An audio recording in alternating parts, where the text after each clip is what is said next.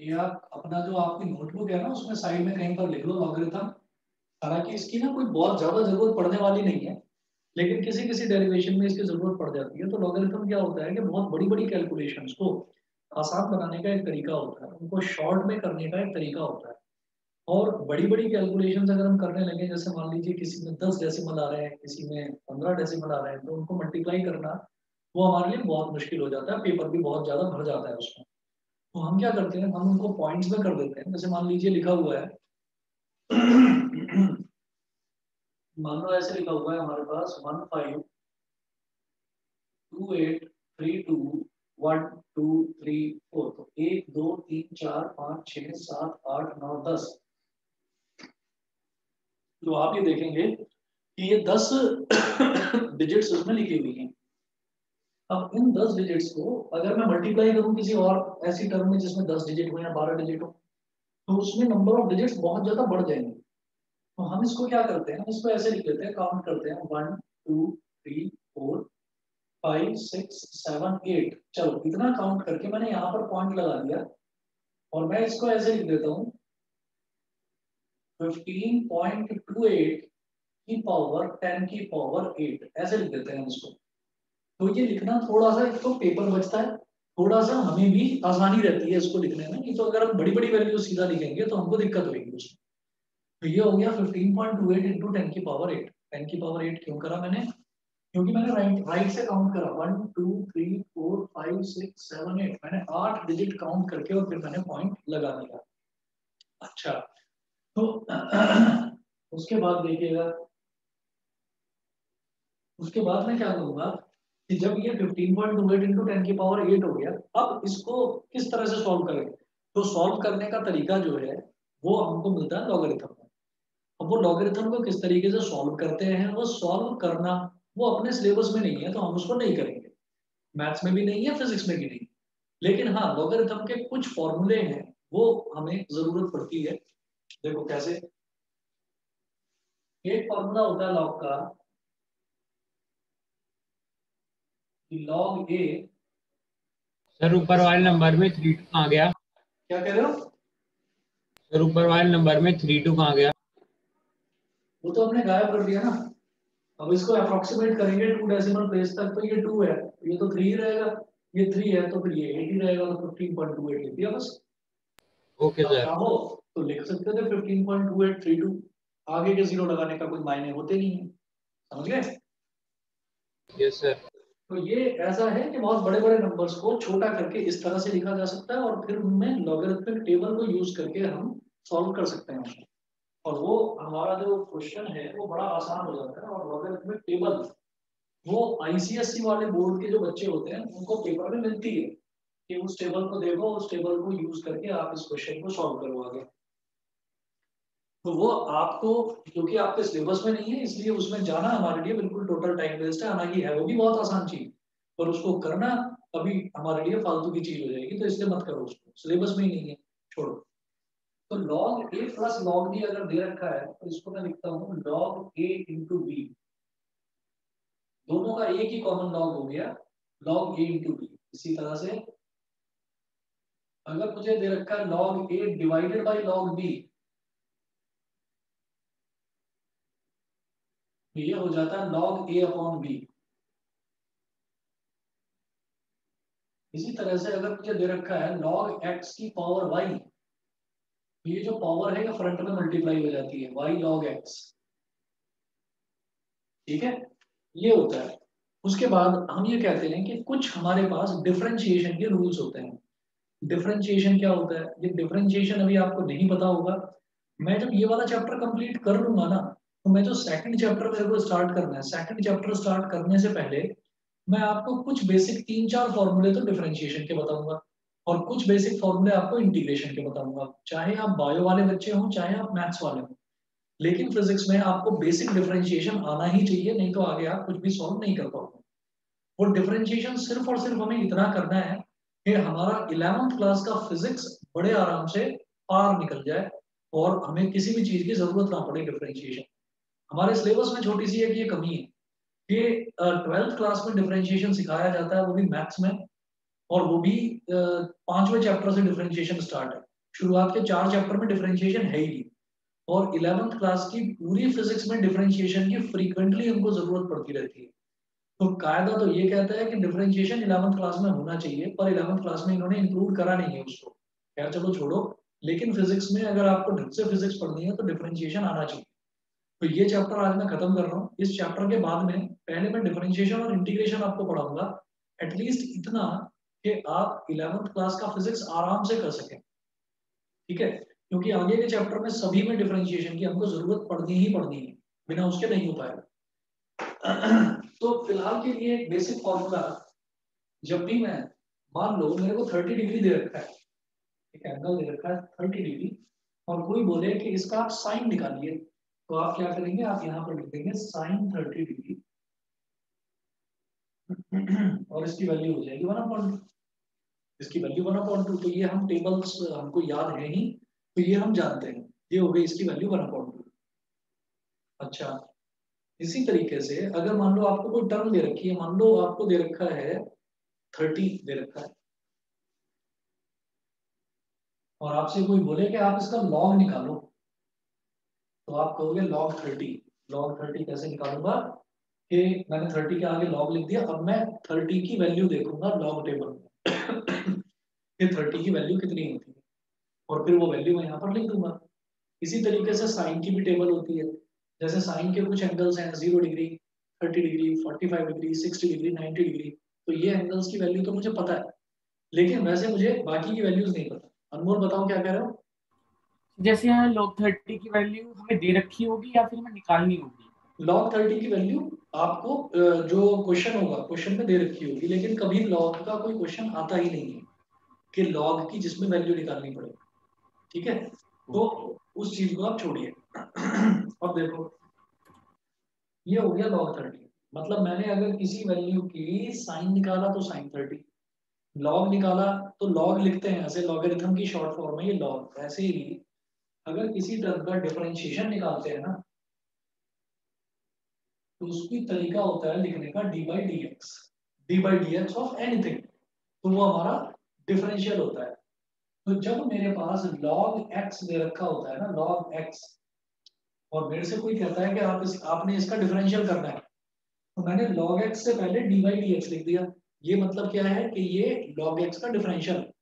ठीक है, अब जो डिफरेंशियल है, जब हम log x का डिफरेंशियल करते हैं तो डिफरेंशियल क्या होता है कि log के आगे जो भी टर्म लिखा है वो इसको डिनोमिनेटर में लिख देता है, ऐसे हो जाता है 1/x। मेरी बात समझ में आ गई। अगर हमसे ये कहा जाता है कि log x है, log x का डिफरेंशियल निकालना है, तो log x का डिफरेंशियल का फॉर्मूला होता है ये 1/x। ठीक है, डिफरेंशिएशन के जितने भी फॉर्मूले हैं, सारे के सारे फॉर्मूले मैं आपको बताने वाला हूँ। अभी जरूरत नहीं है, इस चैप्टर के बाद जरूरत है, तब करवाऊंगा। फिलहाल के लिए सिर्फ इतना देखिए कि अगर log x है और उसका डिफरेंशियल हम निकालेंगे तो उसकी वैल्यू आती है 1/x। ठीक है, तो यहाँ पर एक फॉर्मूला और लिख लो आप,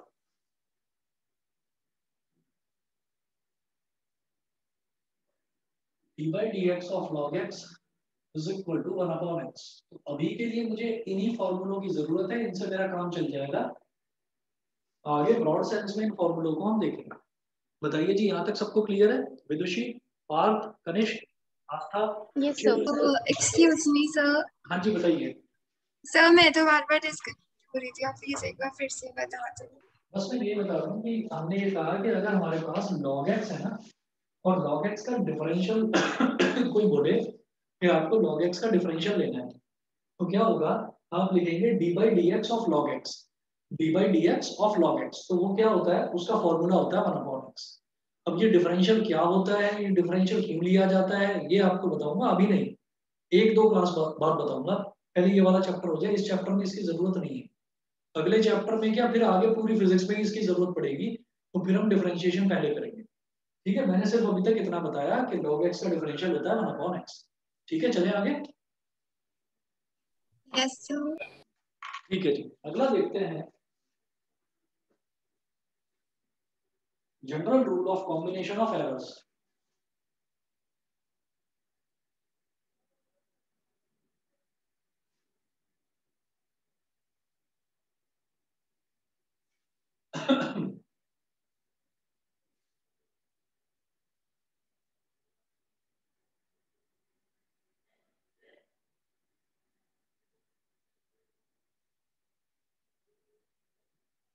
general rule of combination of errors, तो ये हम लिखेंगे if z is equal to, मैंने कल फॉर्मूला लिखवाया था, आज उसको डिराइव भी कर लेंगे, 4-5 स्टेप है डेरिवेशन के, हो जाएगा, उसका डेरिवेशन भी मुश्किल नहीं है। तो लिखेंगे if z is equal to a की पावर p b की पावर q, a की पावर p b की पावर q। सर हाँ बोलो। जो स्कूल में हमें वो करवाया था उसमें तो हमने लॉग यूज नहीं किए थे। क्या करा था उन्होंने? सर हमने लॉग यूज नहीं किए। कोई बात नहीं, मैं जो करा रहा हूँ उसमें लॉग यूज कर लेना, कोई दिक्कत नहीं है।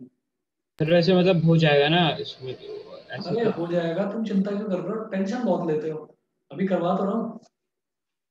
आपने कहा कि उन्होंने आपके यहाँ पर एक टर्म और इंक्लूड करवा दिया था डी, ठीक है, तो वो डी टर्म मैंने भी यहाँ पर इंक्लूड कर दिया। हमने अब दो टर्म्स ले ली, ए बी तो न्यूमरेटर में, और दो टर्म्स नीचे ले ली डिनोमिनेटर में, सी और डी। ऊपर पावर है पी और क्यू, नीचे पावर है आर और एस। अब क्या कहेंगे? डेरिवेशन में तो बस दो टर्म ली थी ए और बी। अरे तो हमने चार ले ली ना, ठीक है, हमारा ज्यादा अच्छा है। सर हाँ, तुम बिना मतलब यार कंफ्यूज होते हो, या फिर मुझे भेज देना वो वाला कौन सा है जो स्कूल में कराया था, ठीक है। Okay sir. अब देखिएगा, ये है taking log on both sides, taking logarithm on both side, on both sides. अब इसमें कुछ भी नहीं है, आपको दोनों तरफ लॉग ले लेना है, जैसे हम कहते थे ना स्क्वायरिंग बोथ साइड्स, या taking sine on both sides, a is equal to 30 लिखा हुआ है, तो हमने कहा taking sine on both sides, तो sine a is equal to sine 30 हो गया, तो साइन a की वैल्यू 1/2 आ गई। तो इसी तरीके से अब मैं ये कह रहा हूँ कि जैसे साइन कॉस टैन ये ऑपरेटर होते हैं, इसी तरीके से जो लॉगरिथम है, लॉग, ये भी एक ऑपरेटर है। तो मैं यहाँ पर लिखूंगा taking logarithm on both sides, तो ये हो जाएगा log z, log z is equal to log bracket में a की पावर p, b की पावर q, c की पावर r और d की पावर s, ये हो गया, ठीक है। अब आप क्या करेंगे, लॉग का रूल लगा देंगे। लॉग में मैंने ये देखा था कि अगर दो टर्म्स ऐड हो रही है, जैसे a और b, सॉरी मल्टीप्लाई हो रहा है, a और b जैसे मल्टीप्लाई हो रहा है, तो इसको स्प्लिट करके लिखा जा सकता है log a plus log b। अगर डिवाइड में है कोई, तो उसको लिखा जा सकता है, एक मिनट, ये ना बेटा ये सही कर लो, ये डिवाइड नहीं है, माइनस है ये, log a minus log b, तो उसको log a minus log b लिखा जा सकता है, ठीक है। तो अब आप क्या करें कि ये देखो ये दोनों मल्टीप्लाई में है, तो मैं ऐसे लिखूंगा log z, तो जो मल्टीप्लाई में है उनको अलग अलग करके आप एडिशन कर दीजिए, अलग अलग लॉग लेकर एडिशन कर दो। जो डिवाइड में है यानी कि जो डिनोमिनेटर में है उनको अलग अलग करके सब्ट्रैक्शन कर दीजिए, तो ये हो जाएगा log a की पावर p, मल्टीप्लाई हो रहा है ना, तो प्लस log b की पावर q, ठीक है। फिर c जो है वो डिनोमिनेटर में डिवाइड हो रहा है, तो माइनस log c की पावर r, फिर d की पावर s, ये भी आपका कहां पर है, ये डिनोमिनेटर में है, तो क्या करेंगे कि माइनस log b की पावर s। फिर मैंने ये रूल और देखा था लॉग का, कि जैसे log x की पावर y है, तो ये जो y है ये यहाँ पर फ्रंट में आके मल्टीप्लाई हो जाता है, ये हो जाता है y log x, तो इसका मतलब log a की पावर p है, तो ये p log a हो जाएगा, log z is equal to p log a plus log b की पावर q, तो ये q फ्रंट में आ जाएगा, q log b, c की पावर r है तो r फ्रंट में आ जाएगा, minus r log c, b की पावर s है तो s फ्रंट में आ जाएगा, minus s log d, minus s log d। इसके बाद देखिएगा, ये करने के बाद में अब हम कहेंगे differentiating both sides,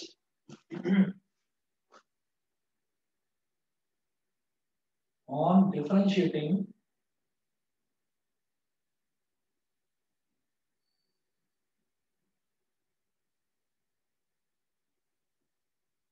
both sides. अब दोनों तरफ डिफरेंशिएट करूंगा, तो आप ये समझ लीजिए मैं किसको डिफरेंशिएट कर रहा हूँ, मैं लॉग को डिफरेंशिएट कर रहा हूँ। ठीक है, तो जब लॉग को डिफरेंशिएट करते हैं तो जो भी टर्म होती है ना वो टर्म डिनोमिनेटर में आ जाती है। चलो जी, तो ये क्या होगा, जैसे z है तो z तो आ गया डिनोमिनेटर में,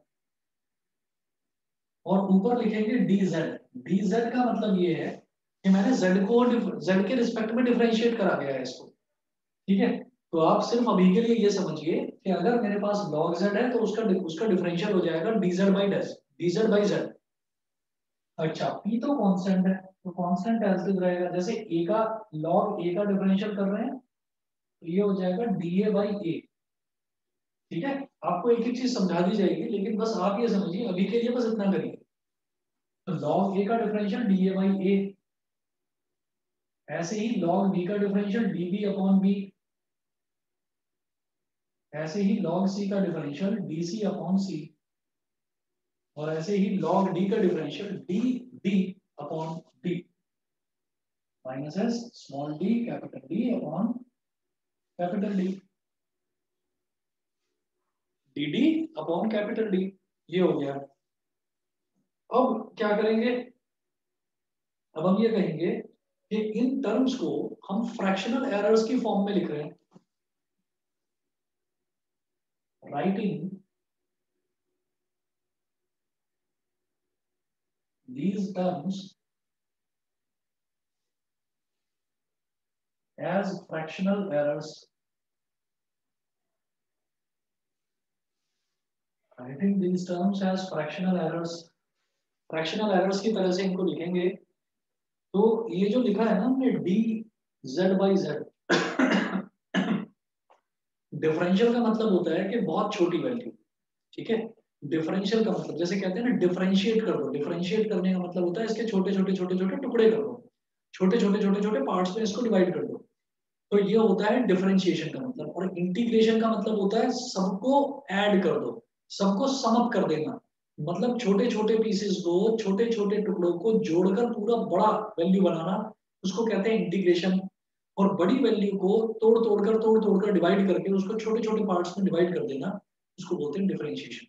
तो उनमें जो सबसे छोटा पार्ट होता है उसके आगे हम डी लगा देते हैं, जैसे z का सबसे छोटा पार्ट क्या हो गया, dz हो गया।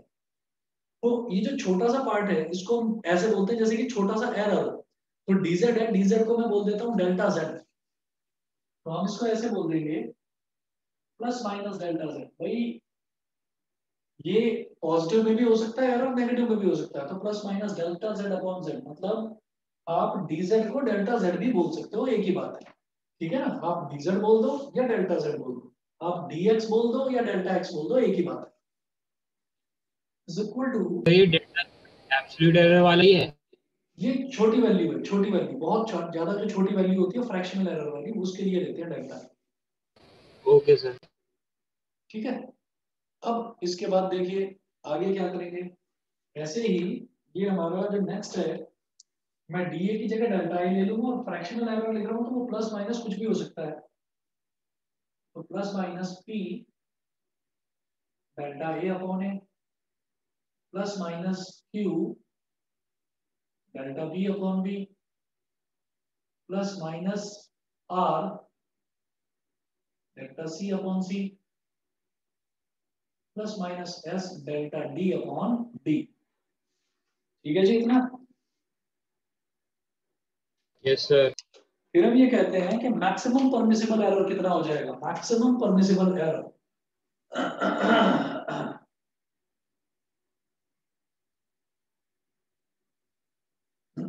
The maximum permissible error is given as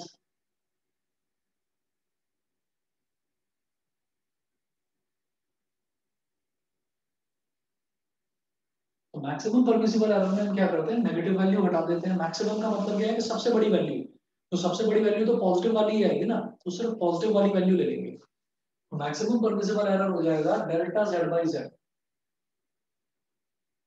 plus का, फिर इधर पी का delta a by a plus, फिर इसमें ये भी प्लस का हो जाएगा delta b by b plus r delta c by c plus s delta d by d. बता दीजिए, समझ गए? Yes sir. ठीक है जी, चलिए जी, तो बस यही डेरिवेशन है इसका। यही डेरिवेशन है कि सबसे पहले आपको क्या करना है कि जो वैल्यू है यहाँ पर, जो एक्सप्रेशन दे रखा है, इस एक्सप्रेशन में दोनों तरफ लॉग ले लो। फिर जो टर्म मल्टीप्लाई हो रही है वहां पर प्लस लगा दो, जो टर्म डिवाइड में डिनोमिनेटर में आ रही है उनके आगे आप माइनस लगा दो, अलग अलग लॉग ले लो। फिर जो टर्म पावर में है वो आगे मल्टीप्लाई में हो जाती है। सब लॉग की प्रॉपर्टीज हैं। तो ये हमारा पी लॉग ए हो गया, क्यू लॉग बी हो गया, आर लॉग सी हो गया और एस लॉग डी हो गया। फिर दोनों तरफ डिफरेंशिएट कर दो, तो z का डिफरेंशियल होता है dz बाई z, a का डिफरेंशियल log a का डिफरेंशियल होता है dA by a, log b का db by b, log c का dc बाई c और log d का dd बाई d। वो करने के बाद में फिर हमने फ्रैक्शनल एरर्स के तौर पर लिखा, तो सब में plus minus plus minus plus minus लगा दिया। और फिर उसके बाद में जहां जहां पर जैसे dz था, dz को डेल्टा z लिख दो, dA को डेल्टा a, db को डेल्टा b, dc को डेल्टा c और dd को डेल्टा d। वो करने के बाद मैक्सिमम परमिसिबल एरर निकाला, तो उसमें नेगेटिव वाली वैल्यू नहीं लेंगे क्योंकि मैक्सिमम वैल्यू तो पॉजिटिव वाली ही होगी। तो नेगेटिव वाली वैल्यू हटा दी, सिर्फ पॉजिटिव वाली वैल्यू लेंगे। समझ गए? Yes sir. चलो जी, ठीक है। तो ये तो इसका रूल हो गया जो प्रूफ था। उसके बाद अगला क्वेश्चन देखते हैं। इसमें एग्जांपल्स जो न्यूमेरिकल्स हैं कैसे कैसे आ सकते हैं। देखो, क्वेश्चन है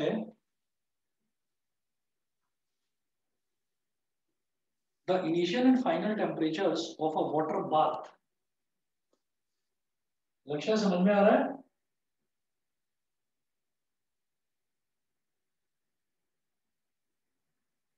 लक्ष्य, मेरी आवाज आ रही है?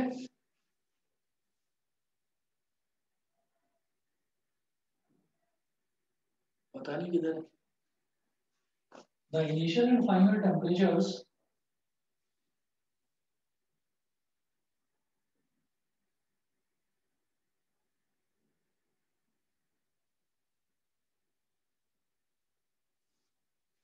the initial and final temperatures of a water bath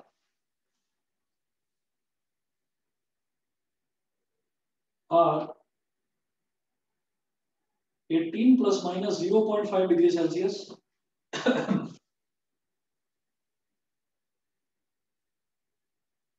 18 plus minus 0.5 degrees Celsius and 40 plus minus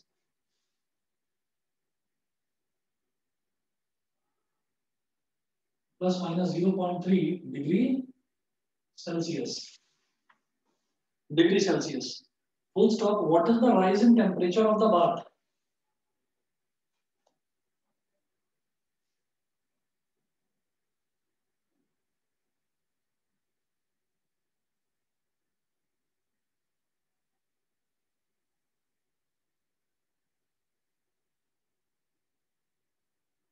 What is the rise in temperature of the bath?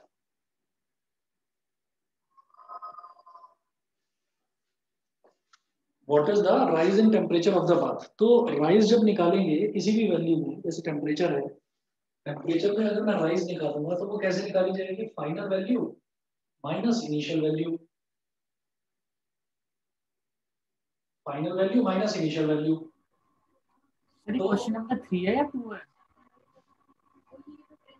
दो ही तो करवाए थे कल आपको क्वेश्चन। रेजिस्टेंस वाले के बाद ये दूसरा क्वेश्चन है। मास वाला नहीं करवाया था? The two different masses are determined, नहीं ना, नहीं करवाया था। ठीक है, तो क्वेश्चन नंबर 2 डाल दो इसको। अगला करवा दूंगा अभी। The initial and final temperatures of a water bath are 18 plus minus 0.5 degree Celsius and 40 plus minus 0.3 degree Celsius। तो जब भी हमसे ये कहा जाता है ना कि राइज इन टेम्परेचर निकालो, तो हम क्या करते हैं? Final temperature minus initial temperature करते हैं। तो यहाँ लिखेंगे rise in temperature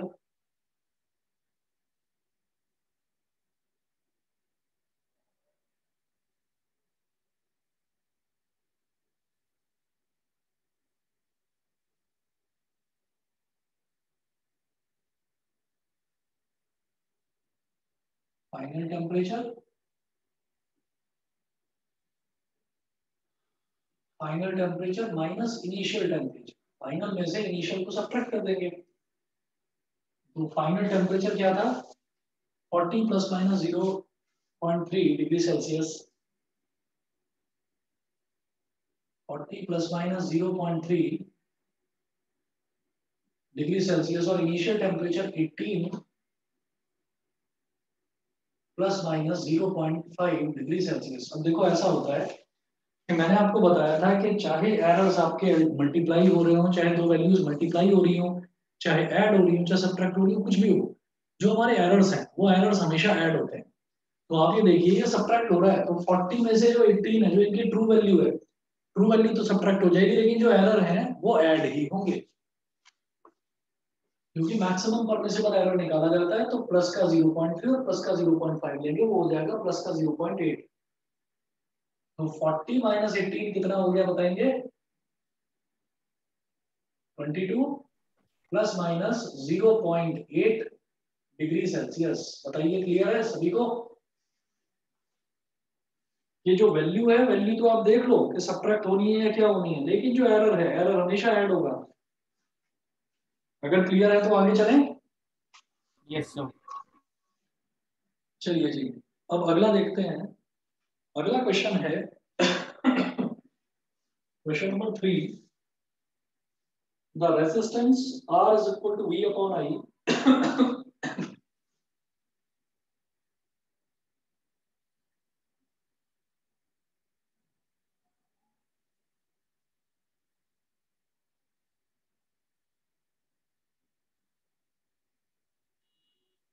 the resistance R is equal to V upon I, where V is equal to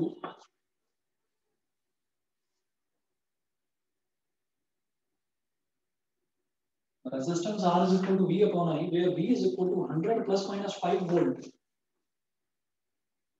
V is equal to 100 plus minus 5 volt. मतलब 100 तो उसकी ट्रू वैल्यू और plus minus 5 ये इसका एरर है।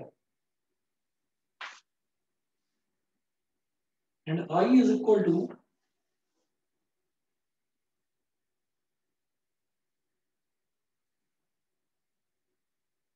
I is equal to 10 plus minus 0.2 ampere.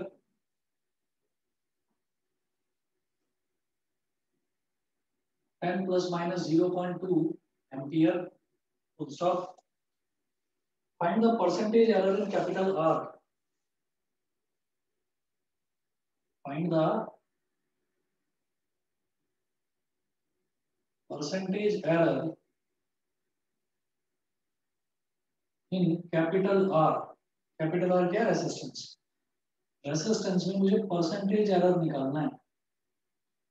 अब देखो जैसे यहाँ पर एक फॉर्मूला था, अब यहाँ पर फॉर्मूला दे रखा है, तो जैसे यहाँ पर फॉर्मूला था ये, इसमें z वाले में जो हमने जनरल रूल करा था कि z is equal to a की पावर b इंटू b की पावर q अपॉन c की पावर r इंटू d की पावर s। तो ये फॉर्मूला दे रखा है, यहाँ पर भी फॉर्मूला दे रखा है v अपॉन i। वो आपसे पूछ रहे हैं परसेंटेज एरर। परसेंटेज एरर का मतलब क्या है? 100 से मल्टीप्लाई करना पड़ेगा एरर को, और अगर फ्रैक्शनल एरर पूछते तो सिर्फ और सिर्फ डेल्टा z बाई z निकालना होता। तो अगर फ्रैक्शनल एरर होता तो निकालते हम r में पूछ रहे हैं, find the percentage error in r। अगर वो बोलते find the fractional error in r तो मैं निकालता डेल्टा r अपॉन r, लेकिन वो पूछ रहे हैं परसेंटेज एरर तो मैं निकालूंगा delta r upon r into 100। कैसे निकालेंगे देखिएगा, वही जनरल रूल अप्लाई करूंगा। तो जनरल रूल क्या है? हम ये कहेंगे the percentage error in V में और R में, दोनों में परसेंटेज एरर देखेंगे पहले कितना है।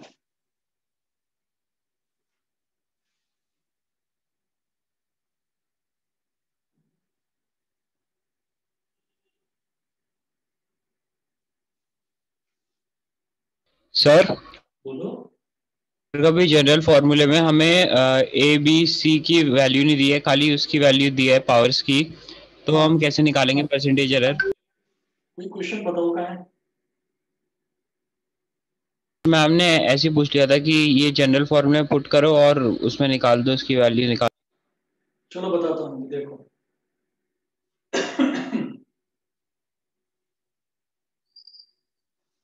देखिए परसेंटेज एरर पूछ रहे हैं, तो परसेंटेज एरर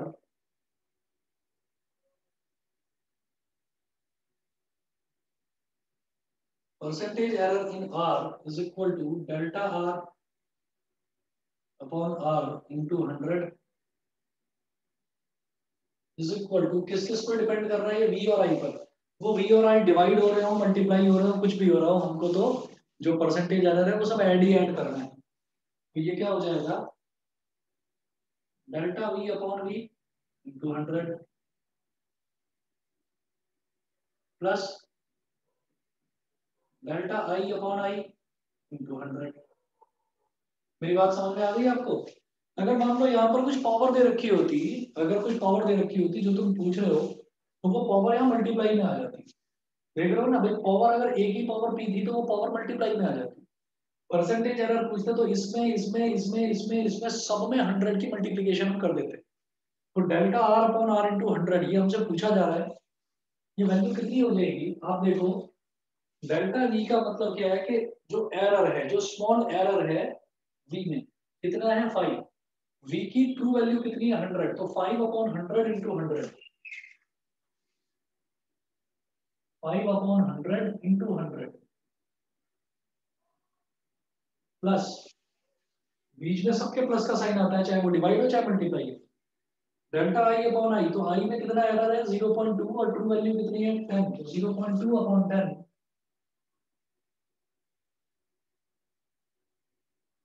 इंटू 100। ठीक है, बस ये हो गया 100 से 100 कैंसिल, ये आ गया 5 पॉइंट गया तो नीचे 100 आया, 100 से 100 कैंसिल, ये आ गया 2, तो ये आ गया बेटा 7%। सभी को क्लियर है कि नहीं बताइए? Yes sir. बताओ दिवस, अंशित, अनमोल, आस्था, भव्या, विदुषी, पार्थ। यस तो सर यहाँ पर रेजिस्टेंस, हाँ, तो सर यहाँ पर रेजिस्टेंस निकालने की जरूरत नहीं पड़ेगी? कुछ नहीं करना भाई आपको, 7% हो गया ना, बस खत्म। ओके। ठीक है, बताइए सभी को क्लियर है? Kanishka, Parth, yes sir. Clear है? चलिए जी आगे चलते हैं, ये क्वेश्चन नंबर 3 था, फिर अगला देखते हैं। Question number 4, if the errors involved in the measurements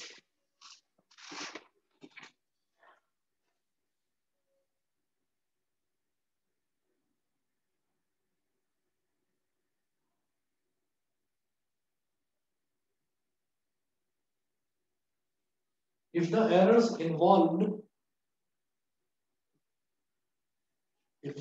involved in the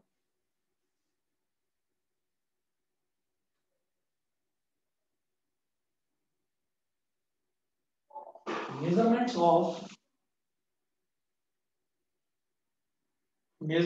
of a side and mass of a cube, of a side and mass of a cube are 3% and 4% respectively,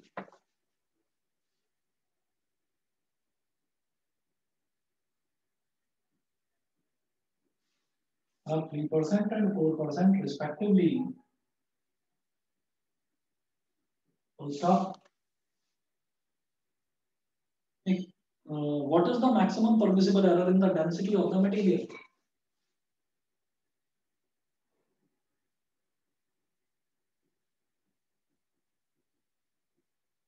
What is the maximum permissible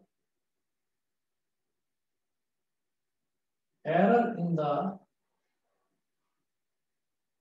density of the material?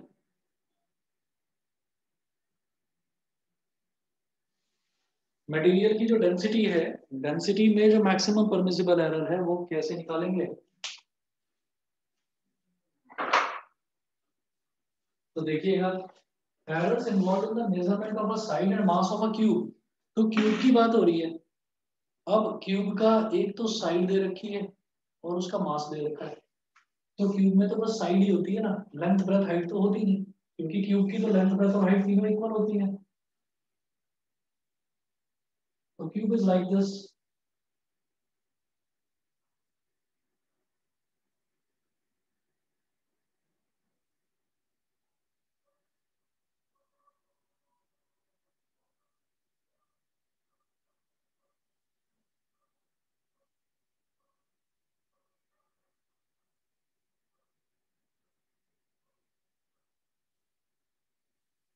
ये cube हो गया, तो cube की side इन्होंने जो भी है, चलिए साइड हमने बोल दिया एस हो गया, एस, और जो इसका मास है मास एम हो गया। वो बोल रहे हैं कि आप बताइए डेंसिटी में कितना मैक्सिमम परमिसिबल एरर हो सकता है। तो डेंसिटी होती है बेटा mass upon volume.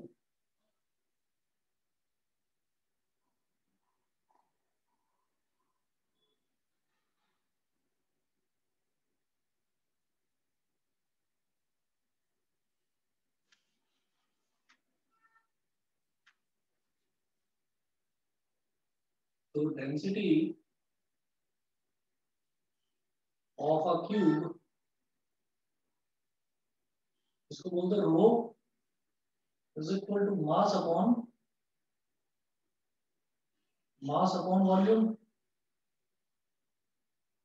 Rho is equal to mass हो गया एम, और जो वॉल्यूम है वॉल्यूम हो गया साइड का क्यूब। वो पूछ रहे हैं what is the maximum permissible error. अब ये परसेंटेज में दे रखा है, तो जो एरर है वो भी मैं परसेंटेज में निकालूंगा।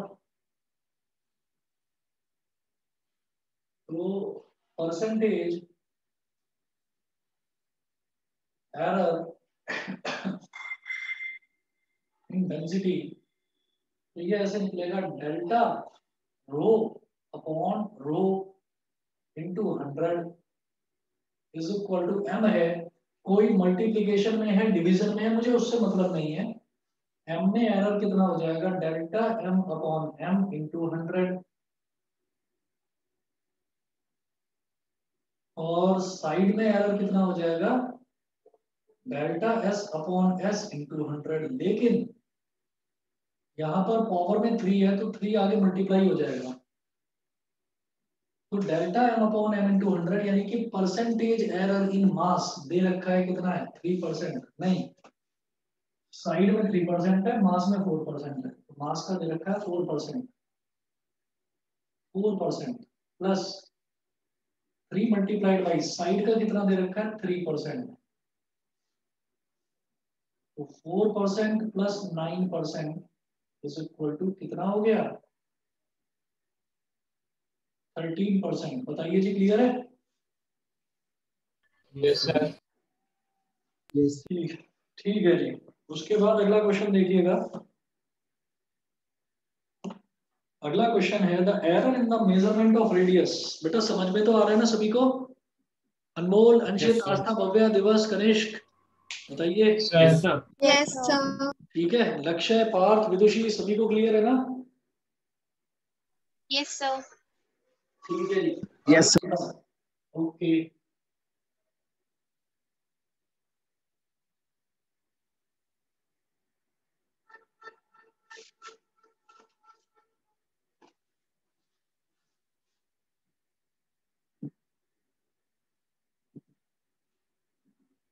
चलो जी अगला देखते हैं। ये क्वेश्चन नंबर 4 था, फिर देखते हैं question number 5।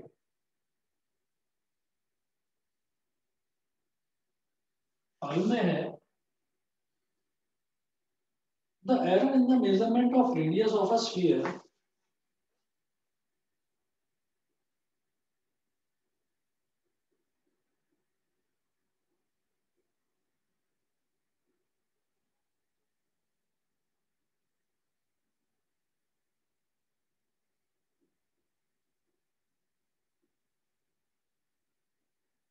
the error in the measurement of radius of a sphere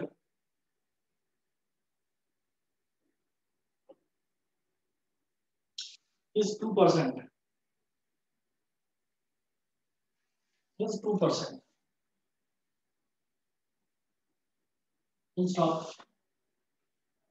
What would be the error in the volume of the sphere?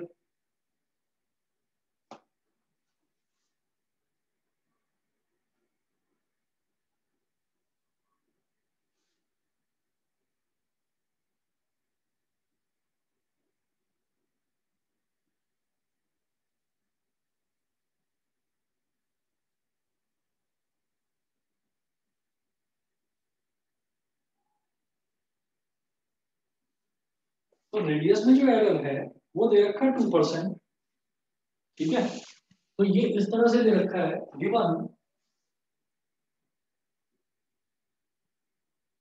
वो परसेंटेज में यानी कि परसेंटेज एरर दे रखा है delta r upon are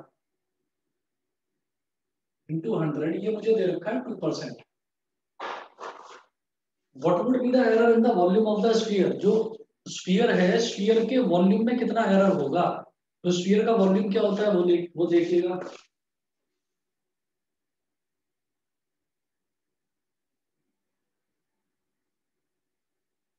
sphere के अगर volume का फॉर्मूला ध्यान आ रहा हो तो ये होता है 4/3 IR3 IR3, 4/3 और पाई।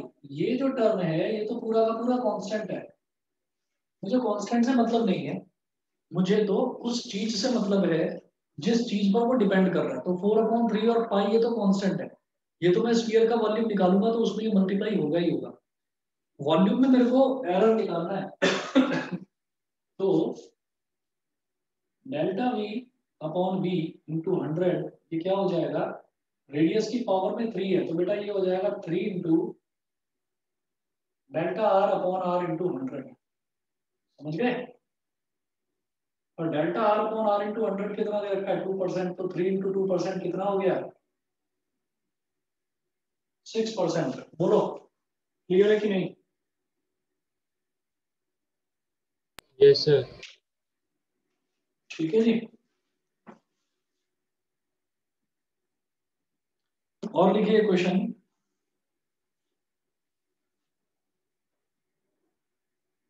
The percentage errors in the measurement of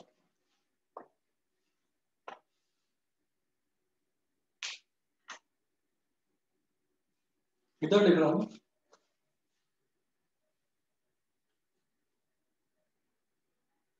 sir हमने यहाँ पे 4/3 पाई क्यों नहीं लिया?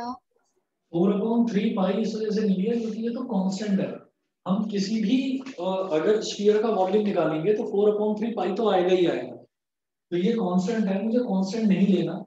हाँ, उसकी पावर में अगर कोई टर्म आ रही होती है तो वो हम जरूर लेते हैं, ठीक है। तो कांस्टेंट हमेशा हटा देते हैं, कांस्टेंट की जरूरत नहीं होती।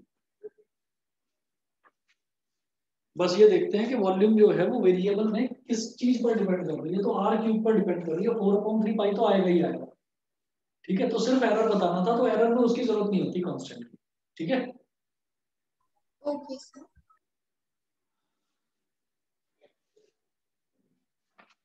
ये समझ में आ गया या वैसे ही ओके बोल रहे हो। नहीं सर आ गया।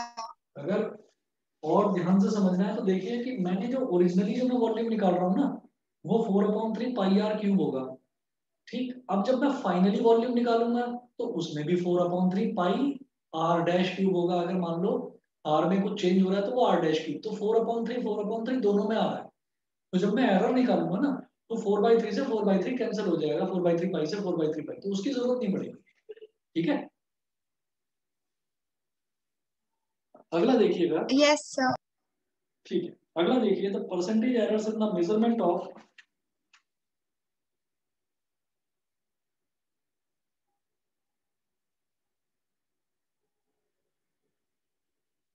the percentage errors in the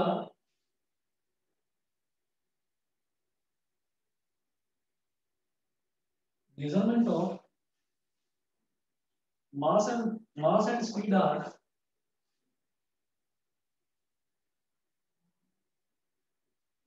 mass and speed are 2% and 3% respectively,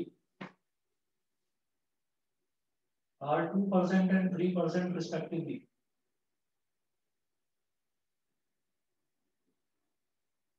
Full stop. How much will the maximum error in how much will the maximum error how much will the maximum error in the estimate of kinetic energy obtained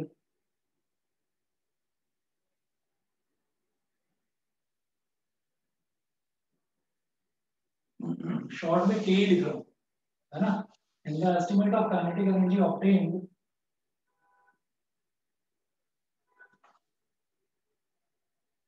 by measuring mass and speed,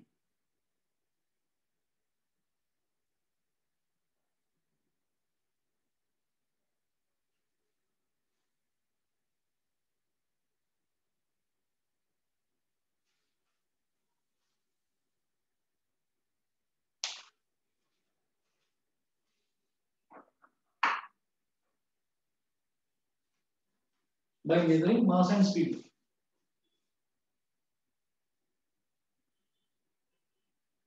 The percentage errors in the measurement of mass and speed are 2% and 3% respectively. How much will the maximum error in the estimate of kinetic energy?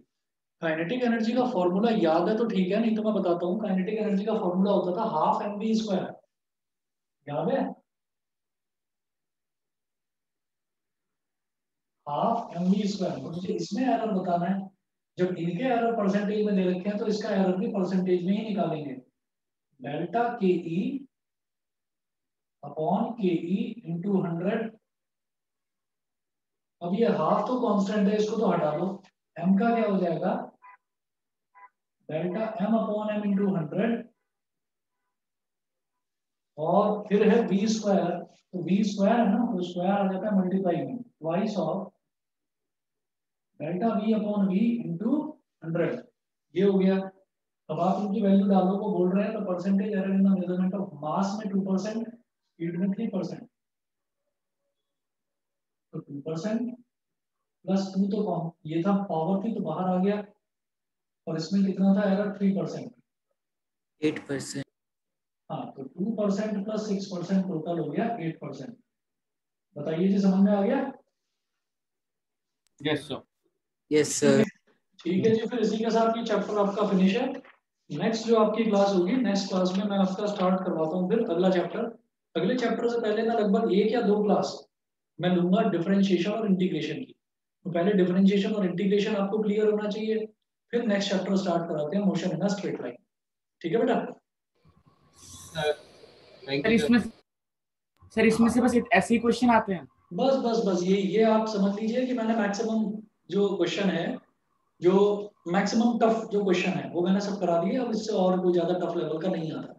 बहुत छोटा chapter है, weightage इसकी कम आती है final exam में। लेकिन जैसे आपका फर्स्ट यूनिट टेस्ट है तो उसमें तो वेटेज होगी इसकी पूरी प्रॉपर। ठीक है, तो इसमें सारी टाइप हमने कर ली है, कोई चीज बची नहीं। फिर भी किसी को कोई डाउट हो तो पूछ लेना। सर वो कन्वर्ट करने के लिए नहीं आएगा सीजीएस सिस्टम में वैल्यूज को? ना वो तो कुछ नहीं, वो तो सिर्फ उसका एक इंट्रोडक्शन था। वो कोई कन्वर्ट करने के लिए नहीं। कुछ करवाया है क्या स्कूल में ऐसा भी? हाँ सर, मैम ने वो वर्कशीट दिखाई थी।